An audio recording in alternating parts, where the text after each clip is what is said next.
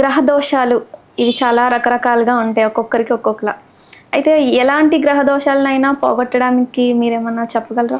తప్పకుండా ఉంటుంది. ప్రతి ఇందాక మనము ఏ దేవాలయంలో సరే మనకి నవగ్రహ దేవాలయాలు ప్రతి గుళ్ళో పెద్ద మెయిన్ గుళ్ళో ఉంటాయి. గ్రహ దోషాలు ఎందుకు పోకుండా ఉంటాయమ్మా? బాధ అనేది వచ్చినప్పుడు దానికి మందు ఏదైనా ఉండాలి. అంటే ఇక్కడ ఏమంటారంటే మంత్రాలకి చింతకాయలు రాలుతాయని అడిగే వాళ్ళు చాలా మంది ఉంటారు. Yes of course I can prove it. నేను మంత్రాలు చింతకాయలు రాలుతాయని నేను ప్రూవ్ చేయగలుగుతా దాన్ని.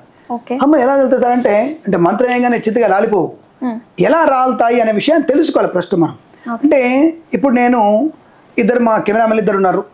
నేను ముందు అడవిలో వెళ్తున్నాను. నేను వెళ్తున్నా ఒక దగ్గర నాకు చింత చెట్టు కనిపించింది.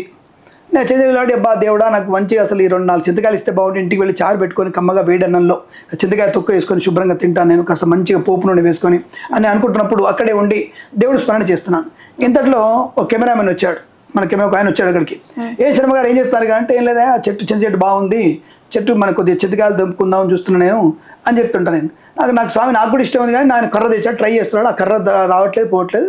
కాసేపు మళ్ళీ ఇద్దరం వస్తే బాగుండాను ఆయన మనసులో. నేనేమో శ్రీమన్నారాయణ నమశివాయ నాకు చింతకాయలు దొరికితే బాగుండు, ఏదో మంత్రం మొత్తం చదువుకుంటాను నేను నిరంతరం. ఇంతట్లో రెండో కెమెరామన్ వచ్చాడు వెనక నుంచి. నువ్వేంటి ఇక్కడ ఉన్నాయని అడిగారు. పంతులు గారు మీరు ఇక్కడే చెప్తారు, గోచి పెట్టుకొని తిరుగుతున్నారు, పైకి ఎత్తారు ఎట్లా అంటే లేదంటే చింతకాయలు కోచుతారు ఇద్దరు చూస్తున్నామా అన్నాం. ఏదంటే నాకు ఎక్కువ అని చెప్పి టక్కటకి ఎక్కాడు, చింతకాయలు తెంపాడు, తలాయిని తీసుకున్నాం, వెళ్ళిపోయినాం. అంటే ఇక్కడ సంకల్పం ఏమిటి?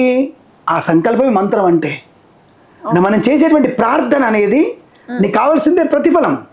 నువ్వు ఎక్కుతావా చింతకాయలు రాలుతాయని కదా అక్కడ, నీ చేతిలోకి చింతకాయలు వచ్చేయలేదా, అది జ్యోతిష్యం అంటే. అంతే తప్ప నీకు భగవంతుడు ఇవ్వడానికి నువ్వేమైనా సిద్ధపురుషుడువా, నువ్వు రాఘవేంద్ర స్వామివా నీకు దేవుడు కృష్ణుడు కనపడడానికి? ఎంత పుణ్యం చేసుకుంటే ఆయన కనపడతాడు మనకి. కాబట్టి దేవుడు ప్రత్యక్షమై వరం ఇస్తాడనేది అపోహ, అది అబద్ధం. ఎట్టి పెద్ద భగవంతుడు మనకి కలియుగంలో కనిపించాడు. కానీ భగవంతుడిని మనం చేరుకునేటువంటి మార్గం మాత్రం ఉంటుంది.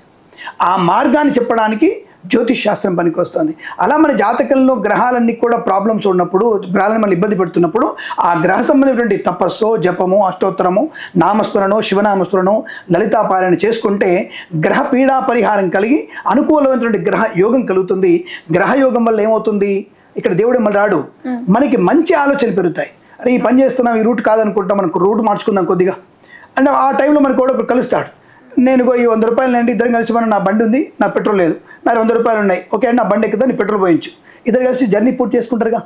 అంటే ఇలాంటి ఒక మంచి ఆలోచన కలగడం, ఎవరో ఒకరు సహాయం దొరకడం లాంటిది మనకి ఏర్పడుతుంది.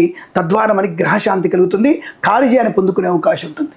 కాబట్టి నిరంతరం కూడా జాతకం చూయించుకొని ఆ నవగ్రహ ధ్యానము, ఏ గ్రహం బాలేదో గ్రహ ధ్యానం చేసుకుంటే తప్పకుండా మనకి మంచి ప్రయోజనం ఉంటుంది. దానివల్ల సక్సెస్ పొందుకునే అవకాశం కూడా ఖచ్చితంగా ఉంటుంది. అలా మంత్రానికి చింతకాయలు రాలుతాయి, ఆ మంత్రాలకి నవగ్రహాలు అనుకూలంగా మారుతాయి. నవగ్రహాల అనుకూల చేత మూల విరాట్ అయినటువంటి శివుడు కానీ కేశవుడు కానీ మనకు తప్పకుండా మంచి వరాన్ని ప్రసాదిస్తారు. అమ్మవారి అనుగ్రహంతో మనం ఐశ్వర్యాన్ని పొందుకునే అవకాశం కూడా ఖచ్చితంగా ఉంటుంది.